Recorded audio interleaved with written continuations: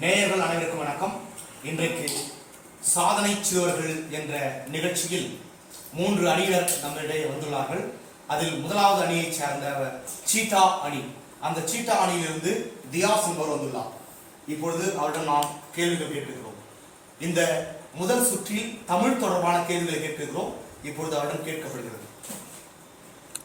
திருக்குறளை எழுதியவர் யார்? திருவள்ளுவர் என்பது சரியான ஆன்சர். ஆத்திச்சூடியை எழுதியவர் யார்? ஔவையார் என்பது சரியான ஆன்சர்.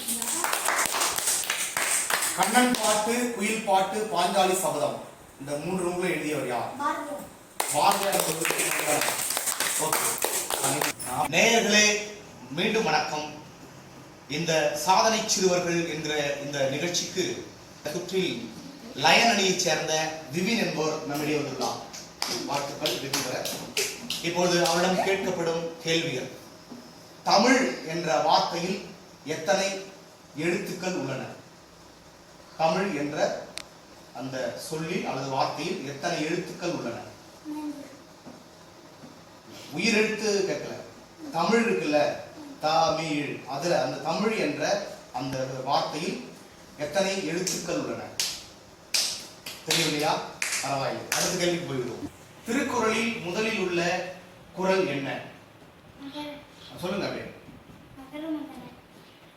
சொல்லு, குறளை சொல்லு முழுசா சொல்லுங்க.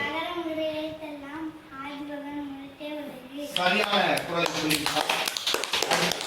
இதற்கான இறுதி கேள்வி என்னவென்றால்,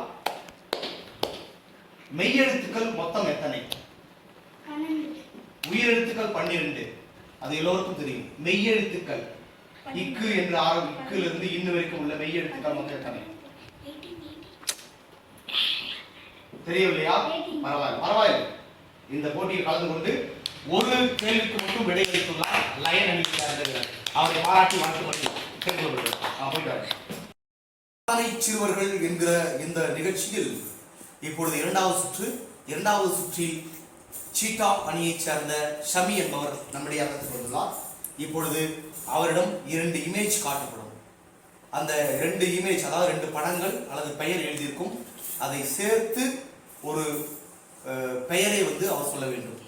அதை இப்பொழுது முதல் இமேஜ் காட்டப்படுகிறது. கத்திரிக்கோள், காய், 3 இருக்கிறது. இந்த 3 இமேஜையும் சேர்த்து அவர் ஒரு பெயர் இப்போது கண்டுபிடி சொல்லவும். கத்திரிக்காய் என்பது சரியான பெயர். அடுத்து அவரிடம் இன்னொரு இமேஜ் காட்டப்படுகிறது. இந்த 3 இமேஜையும் அவர் சரியாக உற்று கவனிக்கவும். இது 3ஐயும் சேர்த்து சொல்லவும். இது என்னென்றால் ஒரு சாதத்தின் பெயர், ஒரு சாப்பாட்டினுடைய பெயர். இந்த 3 இமேஜும் சேர்த்தால் ஒரு சாப்பாட்டினுடைய பெயர் வந்துவிடும்.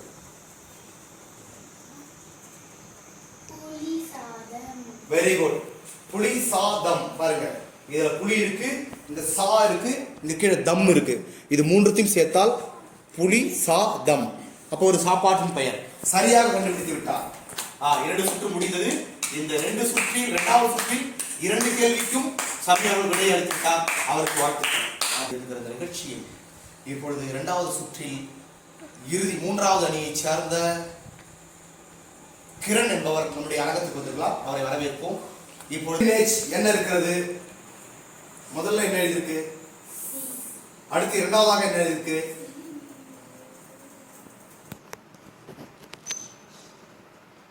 இது ஒரு ஊரின் பெயர்.